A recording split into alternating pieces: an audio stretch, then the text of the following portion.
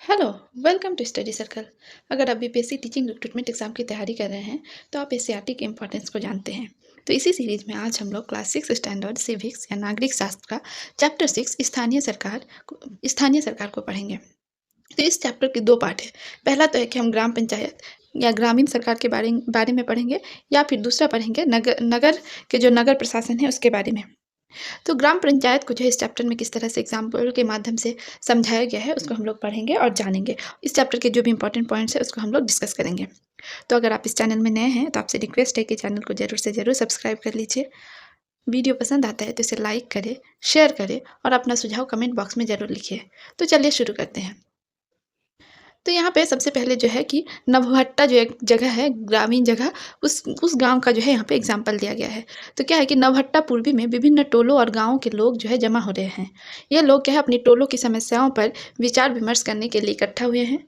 और पंचायत क्षेत्र में रहने वाले सभी वयस्क व्यक्ति जब एक जगह इकट्ठे होते हैं तो उसे क्या कहते हैं? आम सभा कहते हैं। तो आम सभा का मतलब क्या हुआ कि पंचायत क्षेत्र में रहने वाले सभी वयस्क, वयस्क कौन है? जिनकी उम्र जो है 18 वर्ष से अधिक है, या फिर जो वोट दे सकते हैं उसे क्या कहते हैं? वयस्क कहते हैं।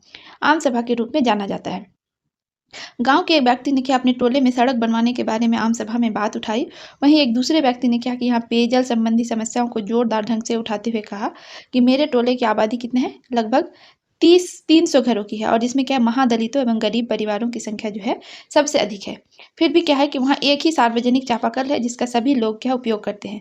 इससे काफ़ी कठिनाई होती है, और साथ ही क्या है कि चापाकल अगर कभी कभी ख़राब हो जाता है तब तो कठिनाई क्या है और अधिक बढ़ जाता है। और इस आम सभा में क्या है मुखिया जो थे या ग्राम प्रधान भी जो है बैठे हुए थे। और मुखिया कौन होते हैं? जो ग्राम ग्राम पंचायत के प्रमुख होते हैं, जो हेड होते हैं, उसे मुखिया कहते हैं। तो यहाँ आप चित्र में देख सकते हैं कि ग्राम पंचायत के लोग जो है आम सभा करते हुए। तो गांव के व्यक्ति जो है अपना चापाकल खुद क्यों नहीं ठीक करवा लेते जबकि उसका उपयोग पूरा टोला करता है? तो इसी में सोचने वाली बात है कि चाहे सड़क हो या चापाकल, कुआं हो या नाली, ये किसी एक व्यक्ति या किसी एक परिवार का नहीं होता है। और गांव टोलों या मोहल्ले में ऐसी बहुत सारी चीजें होती है जो किसी क्या है खास एक व्यक्ति का होता नहीं है। उसका उपयोग क्या करते हैं? सभी व्यक्ति करते हैं। इसीलिए क्या कहते हैं ऐसी चीजों को क्या कहा जाता है? सार्वजनिक कहा जाता है, मतलब जिसका यूज गाँव के सभी लोग समान रूप से करते हैं। तो सार्वजनिक जो चीज होती है उसकी देखभाल कौन करेगा? और जब ये खराब हो जाएगी तो कौन ठीक करवाएगा? इसकी सुरक्षा कौन करेगा? कोई व्यक्ति जबरदस्ती करे तो इस समस्या को कौन सुलझाएगा? और चूंकि क्या कहते हैं ये किसी खास व्यक्ति की नहीं होती, इसलिए इस प्रकार की समस्याओं के समाधान के लिए ग्राम स्तर पर ग्राम पंचायत की जो है कल्पना की गई है। तो क्या है कि हम लोग इस चैप्टर में और ग्राम पंचायत के बारे में और भी डिटेल्स में जानेंगे कि किस तरह से होता है ग्राम पंचायत का कार्य जो है। तो मतदाता सूची। तो मतदाता सूची मतलब जो है कि उसके बारे में समझेंगे कि मतदाता सूची क्या होता है। मतदाता सूची को क्या कहते हैं? वोटर लिस्ट भी कहा जाता है। तो एक दिन क्या है कि संजना जो है, संजना के एग्जाम्पल से यहाँ पे समझाया गया कि संजना के घर जो है एक व्यक्ति पहुंचा जिसने अपना परिचय किससे करवाया? बीएलओ मतलब बूथ लेवल ऑफिसर जो होता है उसके रूप में दिया। और वो क्या करता है कि वो मतदाता सूची या वोटर लिस्टों में लोगों का नाम जोड़ने आया था। उसने बताया, क्या बताया कि 2-3 महीने बाद पंचायत का चुनाव होगा, इसीलिए मतदाता सूची या वोटर लिस्ट जो है वो बनाई जा रही है। वह कुछ बोलती उससे पहले ही बीएलओ ने क्या किया कि घर के सदस्यों के बारे में जानकारी, मतलब नाम और उम्र, ये सब डिटेल्स मांगा। तो यहाँ पे उन लोगों के कन्वर्सेशन के बारे में लिखा है कि किस तरह से उनका नाम पूछा, और क्या है कि नाम और उम्र पूछा। ग्राम पंचायत का क्षेत्र कौन सा होता है? कि संजना उनसे पूछी बीएलओ से कि क्या हर गांव में जो है ग्राम पंचायत होती है? तो बीएलओ बोला कि नहीं, हमारे बिहार राज्य में पंचायत की स्थापना गांव के आबादी के आधार पर की गई है। तो बिहार राज्य में क्या है, क्या सिस्टम है कि पंचायत की जो स्थापना की गई थी वो गाँव की आबादी के आधार पर है। ग्राम पंचायत के लिए आवश्यक है कि वहाँ की जनसंख्या कम से कम क्या है 7,000 या उससे अधिक हो। और इसमें भी एक कंडीशन है, क्या शर्त है कि ग्राम पंचायत किसी भी गाँव को जो है ग्राम पंचायत घोषित किया जाएगा जब उस गाँव की आबादी क्या है 7,000 या उससे अधिक हो। और जब उससे कम आबादी रहती है तो क्या होता है कि छोटे छोटे जो गांव होते हैं उसको मिला दिया जाता है। वहीं पे लिखा हो गया है कि इसलिए कहीं कहीं क्या होता है कि कई छोटे गांवों को मिलाकर क्या है एक ग्राम पंचायत बनाई जाती है। तो एक ग्राम पंचायत एक गांव या एक से अधिक गांवों को मिलाकर बनती है। और एक ग्राम पंचायत जो है वो फिर क्या होता है कई वार्डों में विभक्त होता है। ग्राम पंचायत क्या होता है वार्ड में डिवाइड रहता है। और प्रत्येक वार्ड जो है ना अपना एक प्रतिनिधि चुनता है, जिसको क्या कहा जाता है? वार्ड सदस्य कहते हैं। तो मतलब ग्राम पंचायत को भी क्या है उसको भी डिवाइड किया गया है ना। तो उसका जिम्मेदारी क्या होता है कि जो वार्ड का जो प्रतिनिधि होता है, रिप्रेजेंटेटिव होता है, उसको हम लोग क्या कहते हैं? वार्ड सदस्य या वार्ड मेंबर कहा जाता है। और इसी प्रकार पंचायत क्षेत्र के सभी व्यक्ति मिलकर जो है मुखिया का निर्माण करते हैं जो ग्राम पंचायत का प्रधान होता है। और इसका कार्यकाल क्या होता है कि 5 वर्षों का होता है और वार्ड सदस्य जो होता है या फिर वार्ड मेंबर अपने में से एक को क्या करता है फिर उपमुखिया चुनते हैं, जो मुखिया के नहीं रहने पर कार्य करता है। तो जो वार्ड सदस्य है वो सब लोग मिलकर फिर क्या करते हैं, एक उपमुखिया भी चुनते हैं। तो यहाँ पे फिर से बीएलओ और संजना के बीच कन्वर्सेशन होता है कि अगर सभी वार्ड सदस्य जो है एक ही टोले या मोहल्ले के हो जाए, तो दूसरे टोले या मोहल्ले के बारे में ध्यान कौन देगा? तो बीएलओ इस पर जवाब देते हैं कि नहीं, ऐसा ना हो, इसके लिए प्रत्येक ग्राम पंचायतों को क्षेत्रों में विभक्त किया किया जाता है। तो उसमें क्वेश्चन पूछती है वो संजना कि अगर जो है वार्ड सदस्य अभी एक ही टोला से सब लोग बन जाए, पूरा गाँव जो है गाँव के लिए, ग्राम पंचायत के लिए, तो दूसरे टोला मोहल्ले का ध्यान कौन देगा? तो बीएलओ इसका जवाब देते हैं कि ऐसा ना हो, इसीलिए ग्राम पंचायतों को पहले ही क्या करते हैं कि वार्ड में या फिर क्षेत्र में क्या करते हैं, इसको विभक्त कर दिया जाता है। और ग्राम पंचायत का जो एक सचिव होता है, जो ग्राम सभा का भी सचिव होता है, यानी कि ग्राम पंचायत का सचिव और ग्राम सभा का जो है सचिव क्या होता है, एक ही होता है और उसे उसे पंचायत सचिव भी कहा जाता है। और सचिव का क्या होता है कि चुनाव नहीं होता है। सचिव क्या होता है, सरकार द्वारा नियुक्त किया जाता है और पंचायत सचिव का जो कार्य होता है वो ग्राम सभा एवं ग्राम पंचायत की बैठक बुलाना एवं चर्चा में उठे बिंदुओं को जो है एक रजिस्टर पर अंकित करना तथा उनका रिकॉर्ड रखना होता है। तो जो पंचायत सचिव का कार्य काम क्या होता है कि ग्राम सभा एवं ग्राम पंचायत का जो बैठक बुलाना होता है और चर्चा में उठे बिंदुओं को एक रजिस्टर पर अंकित किया और उनका रिकॉर्ड रखना, ये सब किसका काम होता है, पंचायत सचिव का।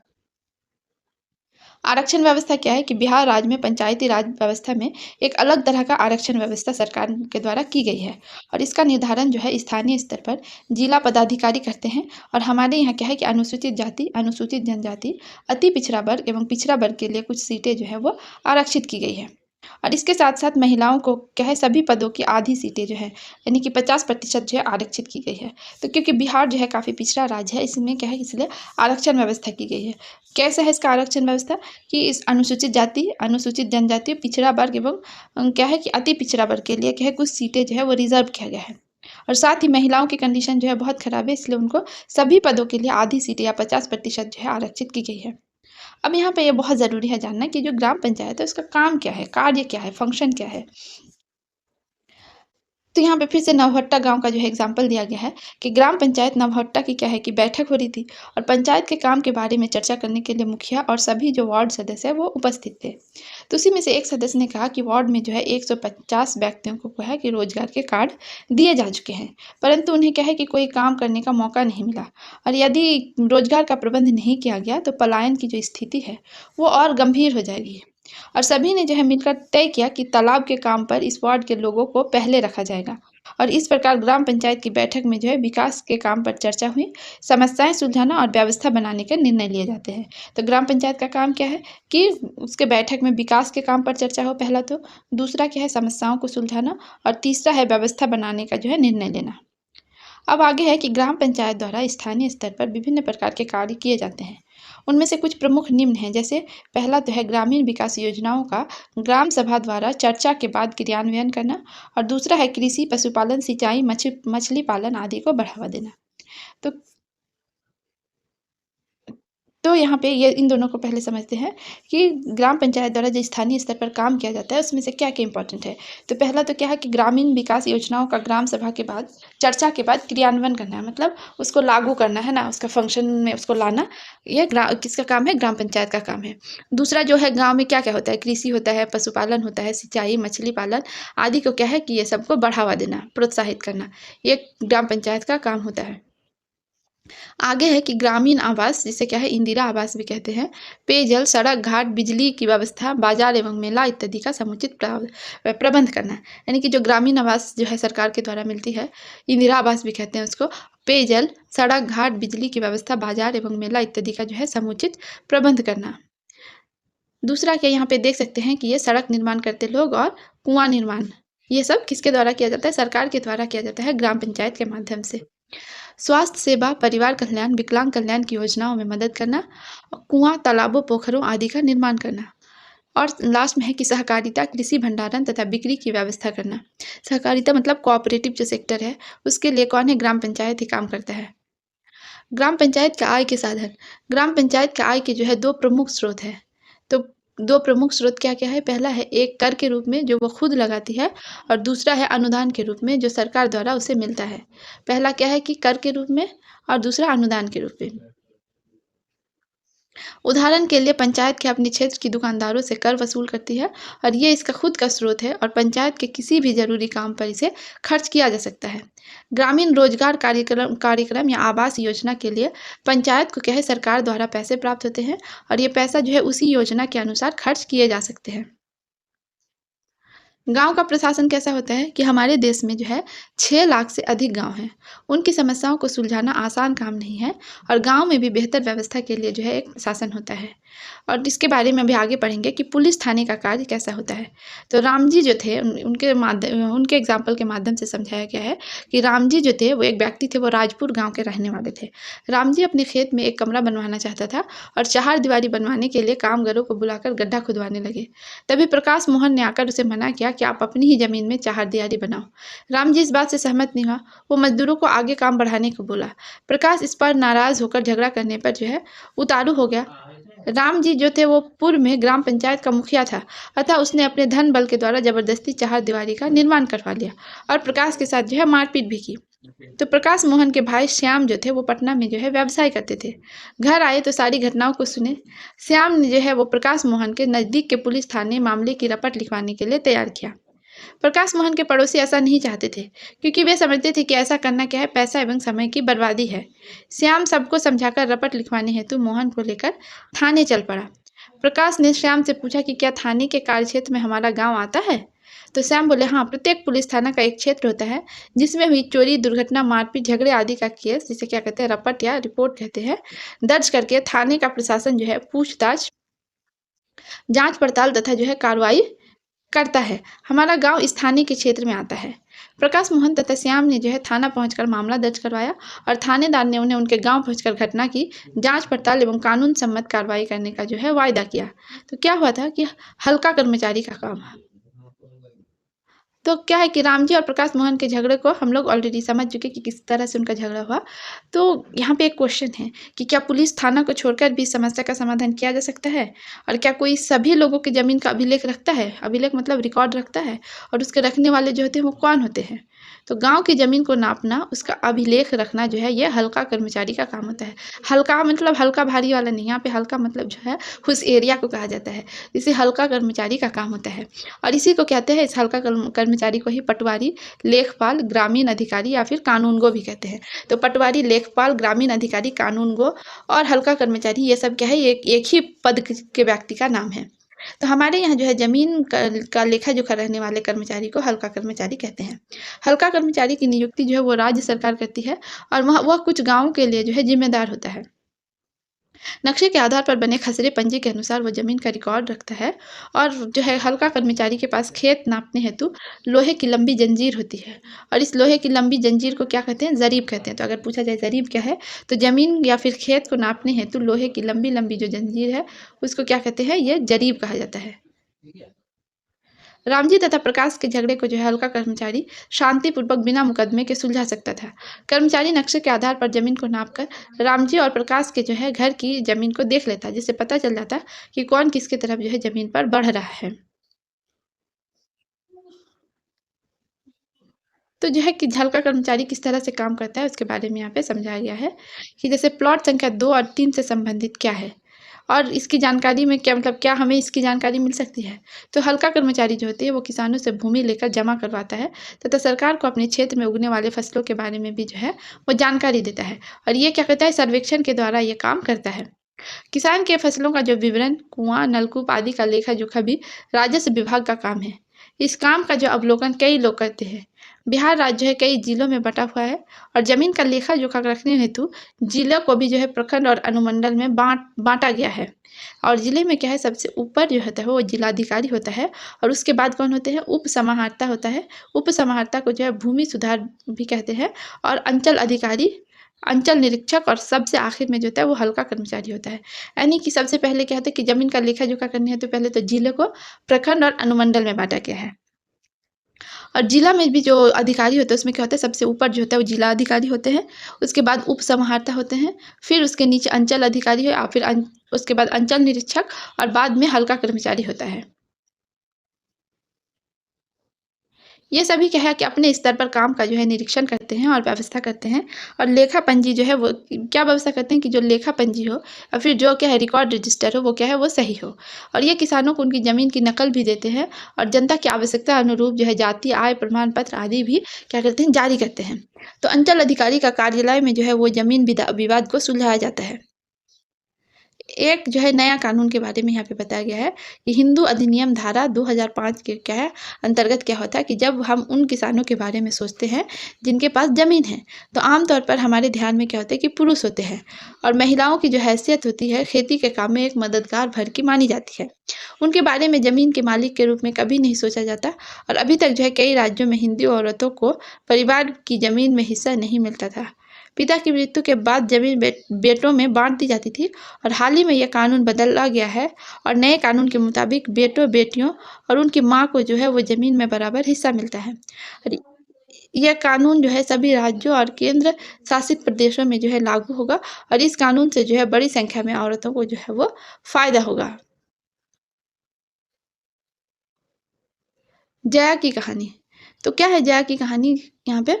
उसको पढ़ते हैं कि जया जो है एक खेतीहर परिवार की सबसे बड़ी बेटी है। वह शादीशुदा है और पास के गाँव में ही रहती है। अपने पिता की मृत्यु के बाद जया जो है अक्सर खेती के काम में माँ का हाथ बटाने आती है। उसकी माँ ने पटवारी से कहा कि ज़मीन पर जो है अब बेटे के साथ-साथ उसका और दोनों बेटियों का नाम भी रिकॉर्ड में आ जाए। जया की माँ बड़े आत्मविश्वास के साथ छोटे बेटे और बेटी की मदद से खेती का काम सँभालती है और जया भी इस निश्चिंता में जी रही कि ज़रूरत पड़ने पर वो अपने हिस्से की ज़मीन से काम चला सकती है। तो क्या है कि सरकार का जो है सार्वजनिक कार्य जो लोगों के होते हैं, वो क्या होता है वो कई विभागों के द्वारा चलाए जाते हैं। इसमें क्या-क्या है कि पहले ही हम लोग सार्वजनिक कार्य जो होते हैं उसको समझ चुके हैं। अब यहाँ पे होते हैं कि जो सार्वजनिक कार्य होता है वो कई लोगों के होता है और उसमें जो है विभाग के द्वारा भी चलाए जाते हैं। एग्ज़ाम्पल यहाँ पे दिया है जैसे कोई दुग्ध उत्पादक समिति है या जन वितरण वितरण प्रणाली यानी कि जो राशन का दुकान होता है।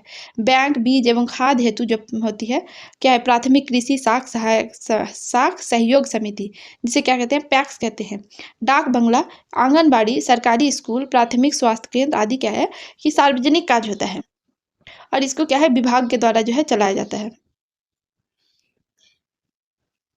अब हम लोग पढ़ेंगे नगरों के बारे में कि नगरों का स्थानीय शासन जो होता है वो कैसा होता है।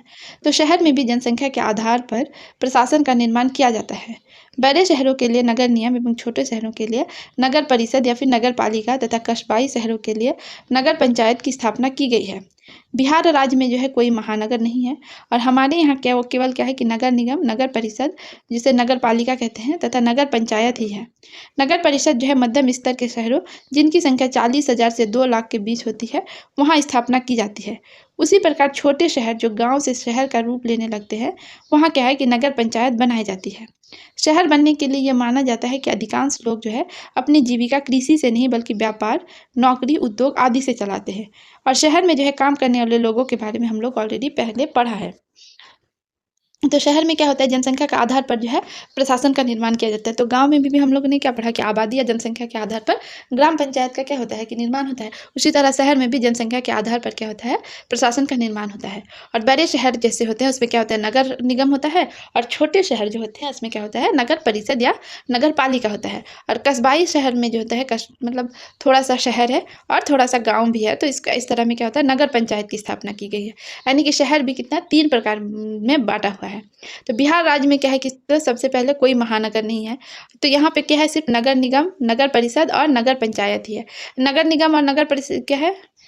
हाँ, नगर निगम, नगर परिषद और नगर पंचायत ही है। नगर परिषद क्या होता है जो मध्यम स्तर के शहरों जिसकी जनसंख्या कितना है? क्या है कंडीशन इसका कि 40,000 से 2 लाख के बीच होती है, वहाँ क्या होता है नगर परिषद होता है। और उसी प्रकार छोटे शहर या कस्बाई जो शहर होते हैं, क्या होता है गाँव से शहर का रूप लेने लगते हैं, तो वहाँ क्या होता है नगर पंचायत बनी जाती है। और शहर बनने के लिए माना जाता है, क्या है कंडीशन इसका कि अधिकांश लोग हैं जिसकी जीविका जो है कृषि से नहीं, बल्कि व्यापार, नौकरी, उद्योग आदि से चलते हैं। और शहर में क्या है काम करने वाले लोग जो है, उनका क्या है जीविका जो है कृषि से नहीं बल्कि व्यापार, नौकरी और उद्योग आदि से चलता है। बिहार में जो है सबसे पहले जो है पटना नगर निगम की स्थापना आज़ादी के बाद 1952 में की गई थी और बिहार के अन्य शहरों में जैसे मुजफ्फरपुर, भागलपुर, दरभंगा, गया, आरा, बिहार शरीफ, पूर्णिया, कटिहार और मुंगेर में भी क्या है कि नगर निगम की स्थापना की गई है। तो कौन-कौन से शहर में? मुजफ्फरपुर, भागलपुर, दरभंगा, गया, आरा, बिहार शरीफ, पूर्णिया, कटिहार और मुंगेर में क्या होता है कि नगर निगम की व्यवस्था की गई है। अब हम लोग समझेंगे कि नगर निगम या निगम परिषद जो है वो क्या है? तो हम लोग क्या है ऑलरेडी जानते हैं कि पटना में क्या है नगर निगम है और नगर निगम को बेहतर रूप में समझने के लिए हम लोग क्या कहते हैं पटना नगर निगम के बारे में जानेंगे। और ब्रिटिश काल से ही क्या है पटना सिटी नगर पालिका एवं पटना प्रशासकीय समिति जो है वो कार्यरत थी। नगर को आबादी के अनुसार जो है कई भागों में बांटा गया है जिसे क्या कहते हैं वार्ड कहा जाता है। और पटना नगर को कितने 72 क्षेत्रों या वार्डों में बांटा गया है और सभी वार्डों से क्या है एक एक व्यक्ति चुन कर आते हैं और ये वार्ड जो है वो काउंसलर या पार्षद कहते हैं। यानी कि नगर को क्या है कि आबादी के अनुसार कई भागों में बांटा गया है और इसको क्या कहते हैं वार्ड कहते हैं। तो हम लोगों ने गाँव में क्या देखा था कि वार्ड जो है वो क्षेत्र के आधार पर बाँटा जाता है। लेकिन नगर में क्या है उसको आबादी के अनुसार या जनसंख्या के अनुसार बाँटा गया है। जैसे कि पटना नगर है उसको कितना है 72 क्षेत्र या 72 वार्डों में जो है बाँटा गया है। और सभी वार्डों में से क्या होता है कि एक-एक व्यक्ति चुन कर आते हैं और ये जो चुने हुए व्यक्ति होते हैं वो वार्ड काउंसलर या फिर पार्षद कहलाते हैं। और वहीं गाँव में क्या होता था उसको वार्ड मेंबर कहा जाता था। तो सभी पार्षदों का जो चुनाव कितने वर्षों के लिए होता है 5 वर्षों के लिए होता है।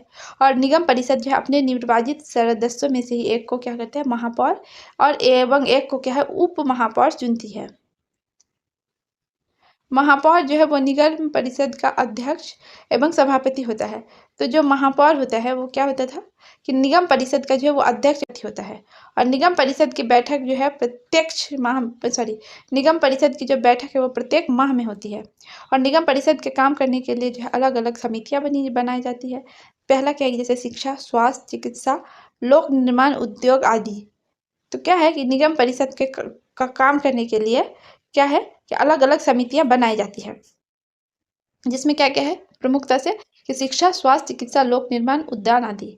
नगर निगम के प्रशासन के लिए क्या होता है कि एक नगर आयुक्त होता है, जो आमतौर पर क्या भारतीय प्रशासनिक सेवा स्तर का जो है पदाधिकारी होता है। और एक नगर आयुक्त होता है जो आमतौर पर भारतीय राजनीतिक सेवा का पदाधिकारी होता है। नगर आयुक्त जो है कि नगर आयुक्त जो होता है वो नगर निगम का प्रमुख जो है वो प्रशासक है। और निगम परिषद एवं समितियों द्वारा क्या है लिए गए निर्णयों के तहत जो है कार्य संपादन करना किसका काम होता है आयुक्त एवं कर्मचारियों का काम होता है। यानी कि निगम परिषद एवं समितियों के लिए जो निर्णय लिया जाता है उस कार्य को संपादन करने का जिम्मेदारी किसका होता है आयुक्त एवं कर्मचारियों का। तो उदाहरण के लिए क्या इसमें दिया है कि पटना नगर निगम का कार्य क्या है उसको समझाया गया है उदाहरण के माध्यम से। तो पटना नगर निगम के कार्य जो हैं वो इस प्रकार है। पहला तो है कि जल, स्वास्थ्य एवं चिकित्सा संबंधी कार्य, जिसमें क्या है कि पहला तो है कि पानी की व्यवस्था करना।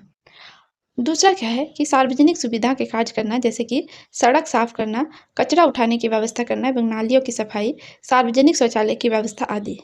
तीसरा है विकास संबंधी कार्य। विकास संबंधी कार्यों में क्या-क्या आता है?